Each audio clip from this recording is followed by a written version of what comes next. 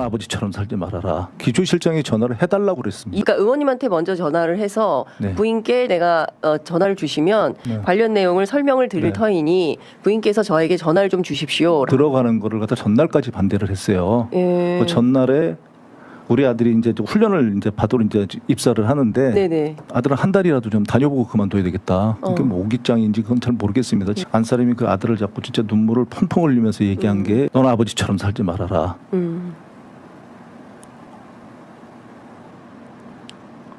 그 얘기를 하더라고요. 피해자는 특정됐는데 가해자의 그 잘못은 온데간데없고 피해자에게만 계속 나오는 거거든요. 그 제가 정치인이 아니었으면 네.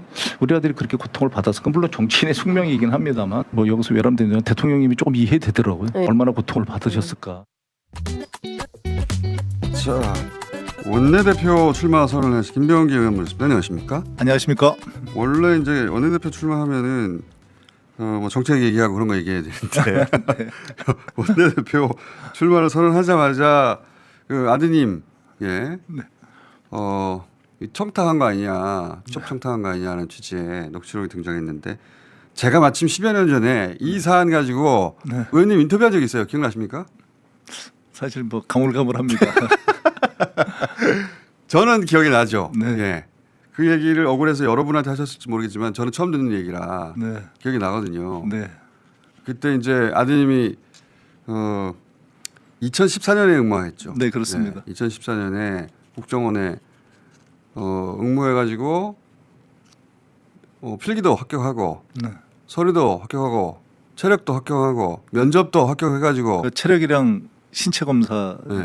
다 끝났는데 신원조에서 탈락했다고 그래서 제가 아니 아버지가 네. 인사처장이었는데 국정원에 그리고 본인은 기무사 장교였잖아요. 네, 그 현역 장교였습니다. 그러니까 신원조에서 탈락한다는 게 말이 되냐고. 네. 아버지가 국정원 가면 아버지가 간첩이야? 그래서 왜 그런 문제 없는 아들이 탈락했느냐를 가지고 열변을 토하셨어요. 그래서 제가 기억이 나요. 네. 근데 거슬러 올라가 보면은 그게 그 김대중 전 대통령이 처음 당선이 되고 인수 네. 꾸릴 때 98년도입니다. 예, 그때 국정원에서 국정원 개혁하라고 TF로 타출되셨다면서요. 네, 제가 거기서 최연소로 일 좀 하셨나 봐. 그때 이제 국정원 그때 국가적인 뭐 이제 비극이었는데 IMF가 터지면서 공무원의 그러니까 해직이 있었습니다. 근데 거기에 국정원 그때 정치 개입을 해가지고 대량 해직 사태가 발생을 했거든요. 정치 개혁 많이 했지 그때. 예, 그때 이제 흑금성 사건이 소위 이제 나온 건데요. 그래서 대량 해직이 발생을 했는데 이제 한 10년 정도가 지난 후에 그거에 대한 뭐 보상이나 뭐 예를 들어 이제 그런 여러 가지 문제가 불거졌는데 그때 남아있던 최고위직이 제가 98년대는 5급이었는데 근데 그 2003년 그때는 남아있던 2008년 그때는 제일 그 고위직이 저였거든요. 그래가지고 뭐 자. 정치 보복에 네. 제가 너무 건너뛰어서 설명하지 마. 네. 제가 설명할게요. 네. 설명은 제가 더 잘하는 것 같으니까. 그러니까 DJ 시절에 인수위에 참여했고 네. 그리고 노무현 정부 시절에 이제 인사 네, 처장이었어요. 서장이 됐죠. 네. 그런데 이명박 정부가 들어온 겁니다. 그렇습니다. 예. 이명박 정부가 들어와서 지금 말씀하신 일이 벌어진 거죠. 네. 최고위직이 되어 있는 김병기 보니까 그때 김대중하고 일을 하고 노무현하고 일을 했네. 네. 그래서 잘린 거잖아요. 네. 한마디로 해직됐습니다. 해직이 되셨고 근데 이제 복직 투쟁을 하셨죠. 네, 복직 투쟁에서 승소했습니다. 이기셨어. 네. 이기셔서 복직을 했는데 아니요, 복직을 못했습니다. 아 복직 못했어요? 네, 안 시켜줘가지고. 아 소송에서는 이겼는데 복직을 네. 못했구나. 네. 그래서 이제 복직 소송을 하려고 그러는데 애가 시험을 본 겁니다. 그러니까. 현역 장교로. 아버지가 잘려 나갔는데 야속하기도 하고. 아들이 내가 그럼 국정원 가겠어 하고 가서 합격했는데 예. 명예 회복하겠다고 시험 봤어요. 그러니까 집에. 그랬다면서요.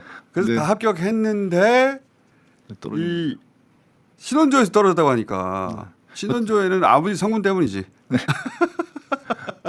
뭐 한마디 더 하면은 일찍 떨어뜨려 줬으면 다른 데 회사 시험 볼 수 있었거든요. 네. 근데 저녁 12월 31일 날 했는데 다 1월 5일 날 떨어뜨리더라고요. 그래서 근데 백수로 놀았습니다. 아드님이 또 오기가 있더라고.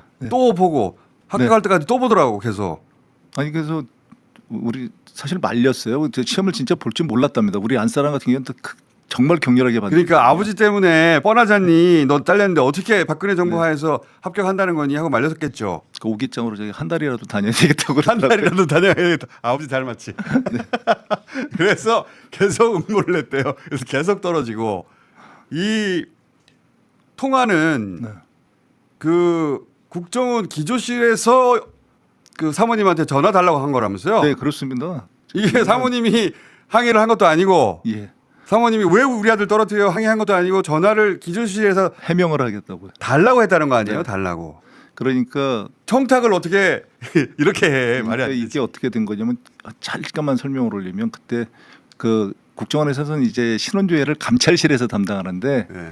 그 당시에 그 2014년에 감찰실에서 근무했던 고위 간부가 퇴직을 이제 한 후에 그 전후에서 얘기도 딴 데서도 들었지만 그분께서 아들이 사실은 신원조회 합격을 했었다. 그런데 한 2주 정도 후에 이렇게 이게 문제가 있다. 김병기 아들이기 때문에 애초에 합격을 했는데 합격이 됐습니다. 신원조회까지 됐는데 합격해서 신문자 신문자가 합격하겠죠. 올렸는데 당시 예, 사실. 신문자가 올렸는데 이게 2주 후에 이게 김병기 아들이 문제 들어오면 문제 있다 여러 가지로. 김병기 아들이 왜냐하면 들어오면 제가 저에 대한 진실을 알게 되잖아요. 걔가 한 20년 정도 근무하게 되면 이런 그래서 아버지를 그렇게 잘라는 걸 알게 네. 됐죠. 그래서 그런 것 때문에 번복을 한 거죠. 근데 그거를 얘기를 해주더라고요. 과정을. 그러니까 합격을 했는데 신원조회 통과 못할 리가 없잖아요. 아버지가 국정원 그 간부였고 본인이 기무사 장교인데 어떻게 신원조회 떨어져? 근데 누가 어떻게 주도해서 누구누구가 참여해서 잘랐다. 라는 걸 들으셨어. 예, 그러니까 안 사람한테 얘기 안 할 수는 없잖아요. 안 사람이 경로해가지고 아들이니까 이게 법적 조치를 하겠다고 안 사람이 얘기를 계속 한 겁니다. 아니 본인이 실제 소송에 나섰습니다. 그리고 변호사 막 구하고 그래가지고 그 얘기를 이제 여기는 뭐 이렇게 해가지고 얘기했는데 제가 그때 잘못한 게 애는 들어가겠다고 그러니까 이걸 갖다가 보면은 제 후배이기도 하지만 아들이 입사하면은 그 아들의 선배들이 되는 거 아닙니까? 그 사람들 선배가 예, 되는 그래서 거기서 근무하겠다고 그러면은 근무 정말 하고 싶으면 선배들한테 그렇게 법정 그렇죠. 근데 그게 제가 잘못된 판단입니다. 그러니까 근무하고 싶으면 근무를 하게 되면은 이 재발 방지를 약속하고 그런데 그 당시에 우리 애를 갖다가 그렇게 탈락시키고 막 이럴 때 지휘부의 얘기를 들은 게 아닙니다. 지휘부는 그때 몰랐더라고요. 그 실무자들 걔네들이 이렇게 작업을 한 건데 지휘부에서 나중에 다른 지휘부죠. 지휘부에서 인지를 하게 된 거예요. 2016년도에 이게 불법이 있었구나. 근데 이게 불법이 있었다 그러면 심각해지는 게 국정원은 비밀 정보 기관이잖아요. 공개가 안 되는 기관에서 채용 비리가 있은 겁니다. 그럼 이 걷잡을 뽑을 수 없이 가게 되는 문제잖아요. 그러니까요. 그 합격하지 못할 사람을 합격시키는 것도 채용 비리지만 네. 합격한 사람을 그런 식으로 떨어뜨리는 것도 채용 비리거든요. 네, 그래서 이 문제에 대한 그것을 막 이제 뭐 해결을 시도를 하는 과정에서 자기가 설명을 하겠다 그러면 기술장이 제가 그때 참 잘못한 게 우리 안 사람한테 이거 같이 이거 해야 된다 그래가지고 했어야 되는데 거꾸로 제가 차라리 소송을 했어야 되는데 제가 그냥 말렸죠. 무마를 했던 게 지금 후회가 된다. 그러니까 그 사모님은 기조실장이 그 일을 알고 나서 이게 이렇게 된 겁니다. 해명을 한 겁니다. 해명하는 것에 대해서 화를 내는 녹취가. 예. 그러니까 우리 아들 채용해달라는 채용 청탁이 아니라 항의한 거예요. 부당한 것에 대해서. 채용 청탁하는 사람이 그렇게 항의를 합니까? 청탁하는 사람이. 근데 지금 생각해 보면 이 통화는 사모님 휴대폰에 녹음으로 남아 있었거나 녹취로 아니면 그 기조실장의 폰에 남아 있건 둘 중에 하나밖에 없잖아요. 네. 근데 사모님이 이걸 했을 리는 없잖아요. 네, 그렇습니다. 그러면 유일하게 이 파일이 유출될 수 있는 거는 기조실장의 폰이지 않습니까? 업무 폰입니다. 업무 폰이죠. 네. 그러면 근데 이분들이 나중에 감사를 받잖아요. 그죠? 그렇습니다. 저 수사도 받고요. 그렇죠. 이 건으로 결국은 2018년이 이 건이 아니고 특별 이제 특활비 유용을 해가지고 다른 건으로 네네. 감사를 받고 그럼 네. 그때 이게 나왔겠네요. 그렇죠. 그럼 이게 세상 밖으로 나온 건 국정원에 누군가 손에 감찰실에 있었겠죠. 그러니까 그 손을 타고 나오지 않으면 나올 수 없는 거 아니에요. 혹시 검찰에서도 포렌식 할 때 있었을 가능성도 있습니다. 자, 요 얘기는 제가 잠시 후에 좀 이어갈 텐데 원내대표 왜 출마하신 겁니까? 근데 이번 1년이 사실 우리 이재명 정부의 개혁 동력이 가장 강한 1년인데 이 1년에서 우리가 민주정부 이 정부 성공을 위한 교두보를 확보를 해야 되거든요. 그런데 다른 정부와 달리 인수위 없이 출발을 굉장히 했기 때문에 민생 회복과 그다음에 내란 종식 이걸 통한 국민 통합 여기에 나서야 되는데 시간이 별로 없습니다. 근데 내란 종식이 무엇보다 되게 중요하거든요. 아주 철저하게. 그래서 그런 것들에 대해서 제가 좀 그전부터 이걸 해왔던 업무라서 좀 잘할 수 있지 않을까. 내란 종식이 첫 번째 원내대표가 해야 될 중요한 임무 중에 하나인데 그건 내가 전문가다. 네. 그건 맞네요. 자체는 하죠. 그건 맞습니다. 예. 근데 이 원내대표 출마했다고 해서 정치인을 마치 장관 검증하듯이 이런 파일이 튀어나온 건 처음 있는 일이거든요. 그러니까 네. 우리 의원님이 원내대표 되는 걸 싫어하는 사람들이 있나 봐요, 분명히. 아니 그러니까 이게 나왔겠죠. 그러니까요. 왜 그렇게 싫어할까? 글쎄요. 이게 사실은 전 보도한 방송도 조금 이해가 안 된다는 게 이런 문제들은 원내대표 선거 끝난 다음에 보도해도 되는 것이거든요. 원내대표하고 상관도 그러니까 없고. 대법원 판결이나 똑같은 겁니다. 굳이 그때 해가지고 하면은 이게 개입이 되는 거거든요. 어떻게든지. 근데 왜 굳이 확인도 되지 않고 그리고 제가 그걸 분명히 틀렸다고 했는데 소명을 갖다가 정확하게 받지도 않고 몇 번 해보다가 급하게 보도를 했는지 모르겠습니다. 오늘부터 권리당원 투표가 시작되니까 빨리 네. 보도하려고 한 것 같은데 이게 국정원에서 어떻게 나왔을까? 요 대목에서 제가 한 분을 더 모시려고 합니다. 자, 홍장원 전 국정원 1차장을 모시겠습니다. 네. 안녕하십니까? 안녕하세요. 야, 저희가 홍장원 국정원 1차장을 처음 폭로한 그 이후부터 줄기차게 6개월간 저희가 6개월간 섭외를 했거든요. 그렇게 섭외가 안 돼요. 저희 대표 작가가 거짓말 안 하고 일주일에 한 번씩 계속했죠, 전화. 예, 자주 연락은 받았던 것 같습니다. 예, 근데 안 나오시더라고. 안 나오시는데 예. 김병기 의원 곤욕에 처했는데 좀 도와주셔야 되는 거 아닙니까? 그러니까 그제서야 나오신 거예요. 그제서야. 고맙습니다. 아니 뭐 친구 따라 강남 간다고 우리 선배님 따라 여기 공장까지 왔습니다. 사실 우리 공장장님은 12월 3일 저녁에 만날 수 있었는데 그때 만났으면 제가 이렇게 막 수염 막 뻗고 그럴 수도 있었어요. 국정원에 계실 때는 저 같은 사람하고 대척점에 계셨거든요. 제가 알기로는. 그래가지고 저 같은 사람은 없는 세상이 바람직한 세상이다. 그런 분들하고 일을 함께 하셨잖아요. 그죠? 아니 그렇지는 않습니다. 저 예전에 딴지일보 만날 때부터 되게 재밌어서 네. 굉장히 관심 있게 봤고 재밌는 놈이네 하셨겠죠. 예. 그리고 사실은 지금 그 교통방송 TBS. 이렇게 아침 출근할 때 이렇게 약간 마약 같은 매력이 있어요. 그래서 이거 들으면 안 돼 하다가도 자꾸 듣게 되는. 이거는 이제 적이 어떻게 하나 들으려고. 어떻게 하셨죠? 자, 근데 이제는 뉴월드라서 저희가 그렇게 6개월 동안 섭외를 했는데 안 되다가 김병기 이름 하니까 잠깐 나오시더라고요. 두 분이 언제 아시게 된 거예요? 아무래도 원에 또 당시 안전계획부에 같이 근무했었으니까. 몇 년 된 겁니까? 그럼 그러니까 92년, 93년부터니까 30년 넘었죠. 근데 물론 뭐 같은 부서에 근무를 했다거나 뭐 같이 일을 했다거나 그런 건 아닌데 김병기 선배님이 굉장히 핵심적인 보직에서 일을 잘하는 선배님이셔서 후배들 입장에서는 뭐 상당히 유명한 선배님이시죠. 어떻게 유명했어요? 아무래도 인사팀에 있으면 모든 직원들의 이해관계하고 다 관계가 있거든요. 그렇겠죠. 더구나 이제 안기부 같은 경우는 약간 좀 경직되고 군대식이라서 좀 딱딱했는데 김병기 선배님은 조금 좀 독특하셨던 게 후배들에 대해서 굉장히 경청해 주셨던 것 같아요. 왜냐하면 내 보직의 어려움, 내 인사상에 있어서의 애로 이런 부분들을 많이 들어주시고 어떻게 보면 이제 앞으로 그 직장 생활을 잘 할 수 있는 부분에 있어서 좋은 가이드 역할을 해주셨던 것 같습니다. 너무 표준 답변 같은데요. 어떤 후배였습니까? 뭐 한마디로 얘기하면은 베스트 오브 베스트죠. 그러니까 어떤 의미에서요? 이 국정원에서 인사 관리를 하다 보면 가끔 가다가 나옵니다. 그러니까 한 10년은 아니고 한 7, 8년 정도에 한 명씩 나오는데요. 어떤 사람이에요? 눈에 확 띄는 사람이? 네, 죽지만 않으면 저거 부소장 되겠다. 저거. 아니 그런 묵기들이 나옵니다. 가끔 나옵니다. 가끔 아주 탁월한. 그러니까 이제 넘사벽이 되는 그 직원들이 있습니다. 근데 같이 뽑아놨는데 네. 한 7, 8년 지나다 보면 이 친구 예. 눈에 확 띄는데.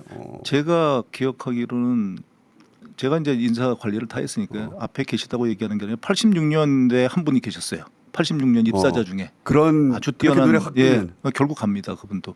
그러니까 결국 저 그 자리를 갔는데 그게 거의 틀리지 않습니다. 86년 이후에 홍 차장이 그다음 두 번째로 그러니까 발견한. 사무관 정도 되면 알게 되거든요. 그러니까 어떤 면에서 탁월했어요? 없다고 생각하고 말씀해 줘보세요. 그러니까 그 자리에 갖춰야 될 사람은 일단 열정이 있어야 되거든요. 그건 당연히. 근데 홍 차장이 굉장히 특이해서 제가 저 입사 때부터 굉장히 인사팀에서는 좀 약간 죄송합니다.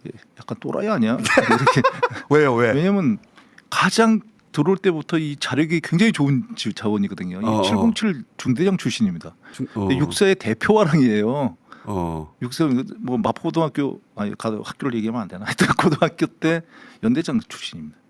그러니까 이 자력을 다 가지고 있는데 왜 굳이 와가지고 여기? 아니 그것도 그렇고요.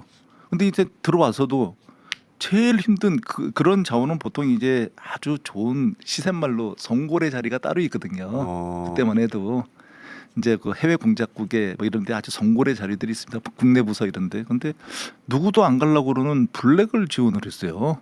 자원을 한 거예요? 네, 그래서 이제 모르고 한 줄 알고 얘기를 했어요. 가서. 얘기를 했더니 아니라고. 그러면서 그때 참 기억에 남는 블랙은 힘든데 너 모르고 하는 거 아니니? 그렇게 기억에 남는 말이 자기가 꿈이 그 조국을 위해서 자기가 저 전투하다가 전사하는 게 꿈이었는데 이게 지금 평시대는 그렇게 못하잖아요. 그래가지고 할 수 있는 업무가 뭐냐 그래 가장 위험한 블랙이 있다. 그래가지고 지원을 가장 해서 위험한 걸 거기를 하겠다. 가야 된다는 거예요. 그래서 이게 물건이네. 그래가지고 제정신이 아니고. 아니요. 그래서 사실 보니까 그런 보직 관리가 돼야 되거든요. 그래서 해외에서 그런 자원을 사실은 하나 양성하려면 10년에서 15년 정도 투자를 해보거든요. 해외에서 보내서 공부도 시키고 그 관련 분야에서 보직 관리도 해주고. 근데 아주 잘 적응을 한 거죠. 왜냐하면 그 적응하는데 보통 보면 그렇게 우수한 요원들이 가끔 가다가 조기 도태되는 경우가 있는데 그게 시기심이에요. 어떤 시기심이? 주위에로부터의 시기심. 왜냐하면 그 요원만 있는 건 아니거든요. 주변에서 예, 질투하고. 그렇죠. 왜냐하면 너만 잘 나가냐? 홍 차장님만은 못해도 그러니까 굳이 비교를 하자면 홍 차장이 제갈량이라고 한다면 주유 같은 직원들은 있었어요. 근데 그 직원들이 도태가 되는 거죠. 그러니까 시기심에 의해서 그런 것들이 있는데 그 정도로 뛰어났다고 생각을 합니다. 근데 결국 뛰어나니까 차장 되잖아요. 지금. 왜 블랙을 하고 싶으셨어요? 블랙은 자기가 무엇을 하는지 자랑할 수도 없는 거 아닙니까? 아예? 글쎄 이런 자리에서 개인적인 얘기를 해도 될지 모르겠습니다만 저희 아버님이 황해도 해주분이에요. 네. 저희 어머님이 평안도 박천분입니다. 그러니까 부모님이 이북 분이시니까 자연스럽게 부모님의 고향에 대해서 관심이 많았고 제가 지금도 안타깝게 생각하는 부분은 추석 때 제가 어렸을 때 어머님이 우는 모습을 봤거든요. 근데 이제 어린 아들 입장에서는 어머님이 우는 게 대형 사고인데 그 어머님이 엄마 왜 울어? 그럴 때 엄마가 보고 싶어서 울어. 그럴 때 그런 부분에 있어서 잔잔한 잔상들이 많이 남아 있어서 언젠간 한번 부모님의 고향에 가봐야겠다라는 마음이 그런 부분에 있어서의 동기부여로 나타난 게 아닌가 싶습니다. 블랙으로 그래서 북한 땅도 바라보셨고 자세히 말씀하실 수는 없겠지만 예. 굉장히 위험한 일을 선택한 거 아니에요? 전 재밌었던 것 같은데요. 재밌기는 제가 뭐 말씀 못할 테니까 제가 에피소드를 하나 얘기하면 사실 누구도 안 가려고 그런 자리가 있습니다. 그런 지역이 있습니다. 굉장히 위험해서? 죄송합니다. 굉장히 위험해서 그 사망 그러니까 그 임무수행 중 순직이 많이 일어나는 데가 있어요. 근데 그러다 보니까 그럼 사실 인사 입장에서도 말을 못 합니다. 거기 가면 죽을 확률이 높으니까. 그럼요. 근데 자원했어요. 또? 예.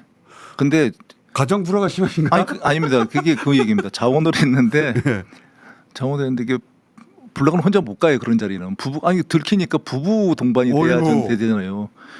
부부 동반돼서 가서 되게 걱정했더니 나중에 보니까 일을 갖다가 하는 게 지나쳐가지고 그 재수 씨를 부인을 그 정보원으로 쓰고 있더라고요. 자기가 못 가는데 부인을 보내더라고. 가끔 뭐 망을 보게 하거나 뭐 그런 건 좀 했었어요. 그래서 여기서 그것까지는 얘기할 수 있을 것 같아요. 블랙사상 최초로 현지에서 특진한 현지에서 간부가 된 직원입니다. 그러니까 완전히 와해된 망을 갖다가 거기서 재건했어요. 어느 지역이라고는 얘기하지 않겠습니다. 예. 그게 거의 불가능하거든요. 사실 이 와해된 망을 갖다가 그 세포망을 갖다가 한다는 게 말이 참 쉬운 건데 그게 뭐 간천망이잖아요. 뭐 그런 셈이죠. 일반의 용어로는 듣기 싫겠지만 일반의 용어로 그런 소색탈을 갖다가 구축하는 게 쉬운 게 아니거든요. 그런 점에서는 전설적인 네, 예. 국정원 역사상 최초의 아마 야. 차장일걸요. 그 전에 없었으니까 그런 것 맞죠? 같습니다. 예. 블랙사상 최초의 차장입니다. 아 이게 재밌는데 이게 원래 이 얘기하려고 모신 게 아닌데 예?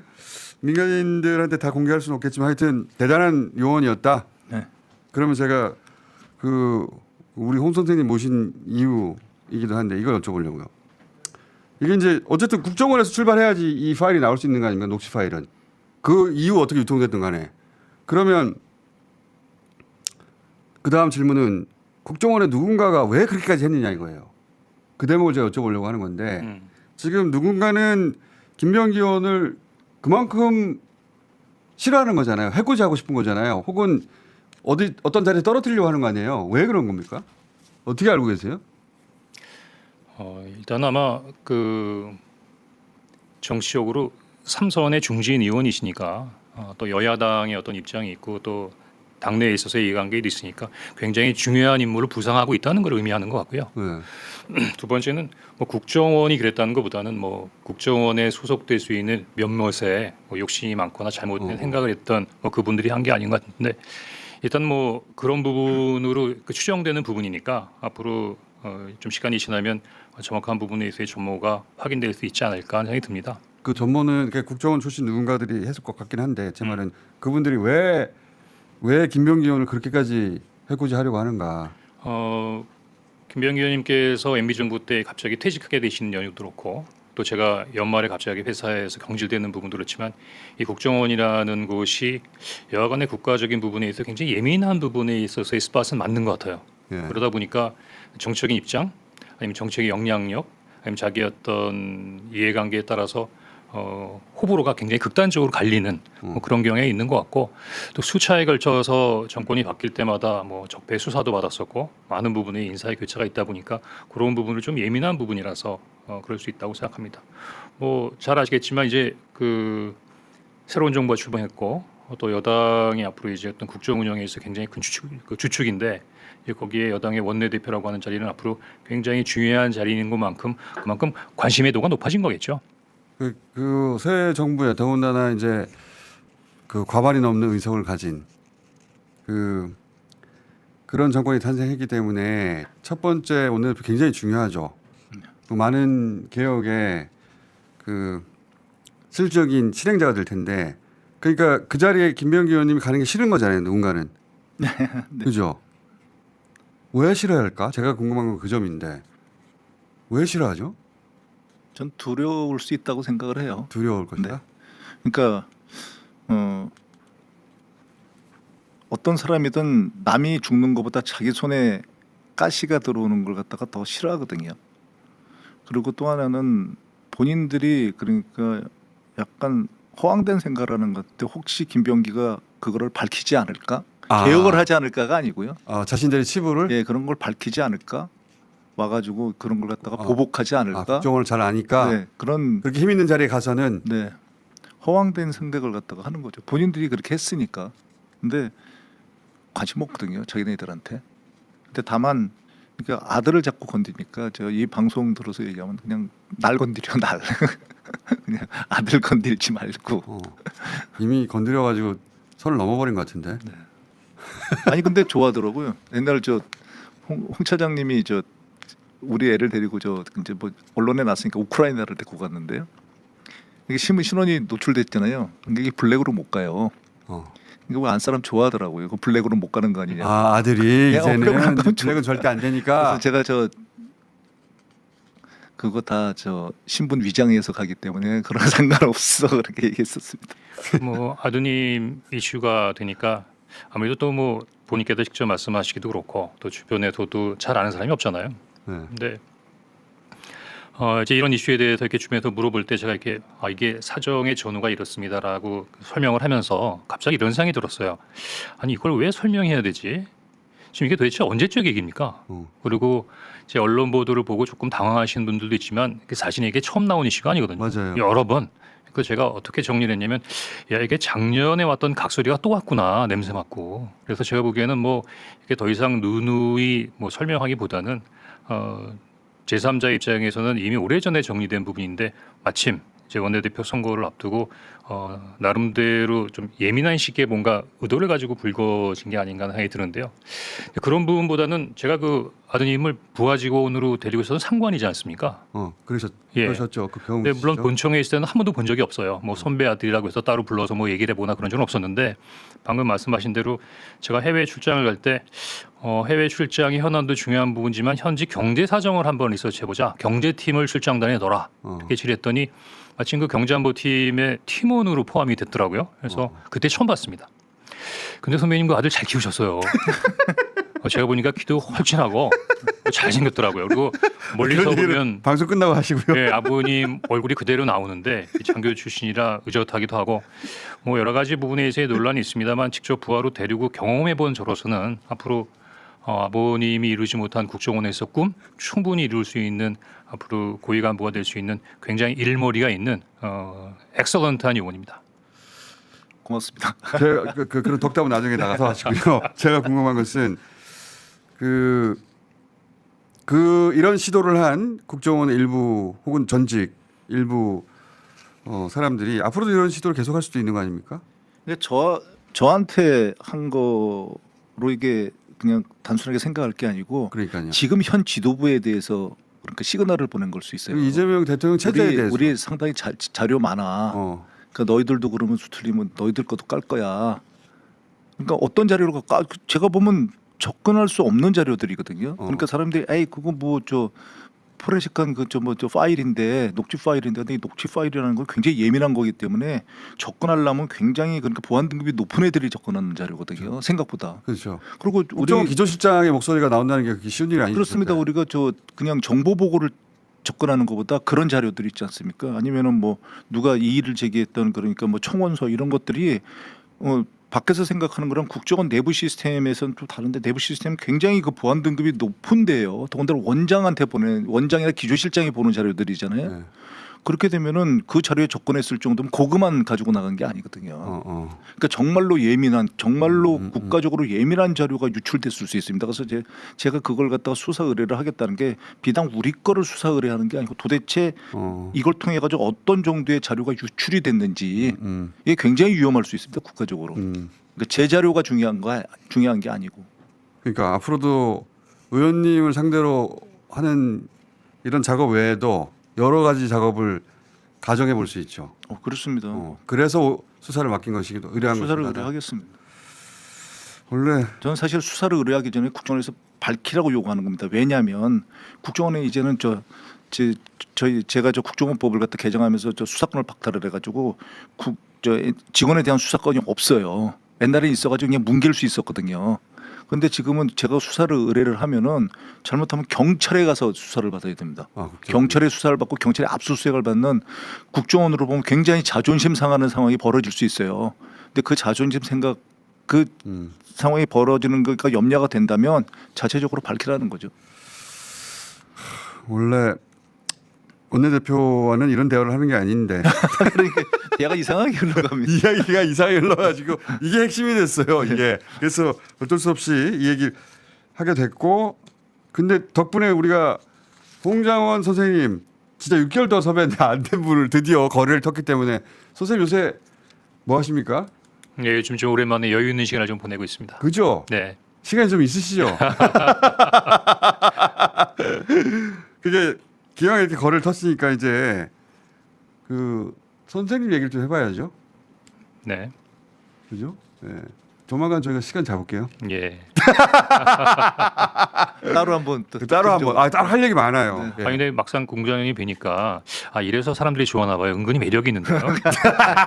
이 극과 극은 통하는 모양입니다. 네. 극과 극 맞아. 저는 그 홍정 차장님 처음 이 언론에 등장했을 때, 나 저분을 만나게 될 것 같다. 네. 그런데 야 극과 극에 있었던 사람들인데 만나면 진짜 재밌겠다. 네, 할 얘기가 많겠다 싶었는데 다행히 의원님이 이런 일 곤욕을 치러가지고 후배가 그 일은 제가 도와드려야죠 나오는 바람에 야 다음 주 나오신 걸로 예상하시면 됩니다. 저희 시간을 따로 잡아가지고 궁금한 거 진짜 많거든요. 예. 그리고 차장님도 궁금한 거 있었지 않으십니까? 예. 예. 그때 얘기해 보도록 해 보아요.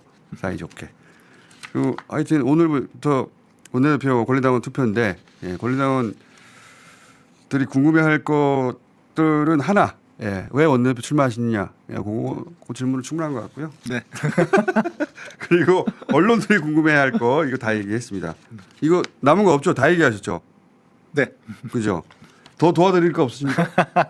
혹시 이슈가 관련해서? 그래도 이렇게 마주 앉았는데 뭐 이 얘기는 한번 왜냐면 좀 마음속으로 이렇게 공장장이 물어보시면 대답해야겠다라고 준비한 그 답변안이 하나 있거든요. 그래요? 뭐 예를 들면 김병기 선배 오래 봤는데 어떤 부분이 장점인 것 같아요. 뭐 이런 거 단점이 뭐예요? 뭐 이런 건데 네. 아니 이 부분은 조금 이야기할 수 있었으면 좋겠습니다. 저는 아주 확연하게 두 가지 장점이 있어요. 왜냐하면 좀 얘기해 주세요. 마지막으로. 같이 일을 해보거나 그 오래 보지 않은 사람들 잘 모를 수 있거든요. 네. 첫 번째는 역시 그 우리 김병규님의 장점은 그 인간미이신 것 같아요.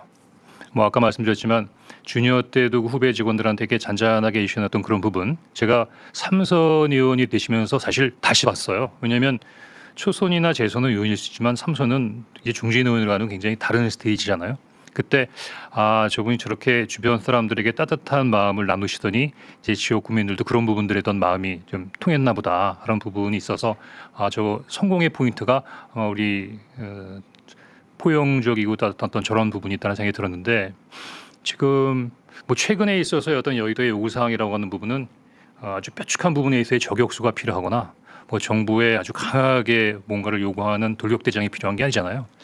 이렇게 화합과 통합 한편으로는 지금 야당이 있나 없나 이 정도의 상황에서는 뭔가 좀 이렇게 다시 한번 회복할 수 있고 좀 도움을 줄 수 있는 따뜻한 인간미를 갖고 있는 우리 김병규 의원님이 상당히 중요한 부분에 대해 장점을 갖고 있구나 하는 생각이 들었습니다. 그런데 이게 사람이 좋다는 게 꼭 장점은 아니거든요. 꼭 칭찬이 아니잖아요. 근데 윗분들이나 주변에서 김병기 의원님을 자꾸 의지하는 이유 중에 하나는 우리 김병기 의원님이 평소에는 조용히 계시지만 촉이 좋아요. 순간적인 부분으로 어떤 상황이 발생됐을 때 판단력이 굉장히 좋으신데 상황에 대한 판단력뿐만이 아니라 좀 특징적인 부분은 항상 어떤 부분의 대안이나 솔루션을 제안해 주시더라고요. 그래서 아마 뭐 언론에 더 보니까 김병기 의원님을 전략가 이렇게 표현하셨던데 저도 그 부분에 굉장히 공감합니다. 따뜻한 마음을 가진 전략가. 제가 보기엔 큰 의미가 있다고 생각합니다. 그만 듣는 게 좋겠어요. 난 칭찬이 싫어. 조만간 나올게요. 조만간 나와가지고 본인 이야기를 직접 하시는 것으로. 야, 하여튼 김병기 의원님은 원내대표 출마하셨는데 원내대표가 받을 질문이 아니 다른 질문 잔뜩 받고 가십니다. 요즘 그렇습니다. 요즘 그러신 것 같아요. 자, 원내대표 출마를 언론이 도와주는 것 같기도 해요. 이슈의 중심에 서게 하면서. 자식 일이라 기쁘진 않습니다. 자, 오늘 여기까지 하고 그 홍장원 선생님은 곧 다시 뵈시는 걸로. 예, 감사합니다. 한 말씀만 좀 짧게 드려도 되겠습니까? 짧게 해주십시오, 그럼. 사실 이런 일이 있으면서 그러지 않아도 시간이 짧았는데 하루 반 정도를 갖다가 그 선거에 집중하지 못하고 그냥 다른 일에 허비를 했습니다. 권리당원에게 한마디만 해주십시오. 네, 연락을 갖다 그렇게 뭐 자주 이렇게 못 드리고 소통을 못 해가지고 대단히 죄송하고요. 권리당원님들께서는 이번 선거가 그럼에도 불구하고 20%의 그 룸이 있는 당원 주권의 첫 걸음입니다. 이게 초석을 깔아놓은 거기 때문에 이 당원 주권을 강화하고 당원 중심의 그 정당이 되기 위해서는 이번 선거에서 반드시 참여해서 투표를 하셔야 됩니다. 그래야 당원이 참여하는 당원이 중심이 되는 민주당이 될 것이라고 생각을 합니다. 자, 오늘 여기까지 하겠습니다. 감사합니다. 고맙습니다. 저 대통령 좋아했습니다. 시키는 거 다 하고 싶었습니다. 근데 그 명단을 보니까 그거는 안 되겠더라고요. 예를 들어서 위원장님 집에 가셔서 편안하게 가족들하고 저녁 식사하고 TV 보시는데 방첩사 수사관과 국정원 조사관들이 뛰어들어서 수갑 채워서 벙커에 갖다 넣었다. 대한민국이 그러면 안 되는 거 아닙니까? 그런 게 매일매일 일어나는 나라가 하나 있습니다. 어디? 평양. 그런 일을 매일매일 하는 기관 어디? 북한 보위부. 이상입니다.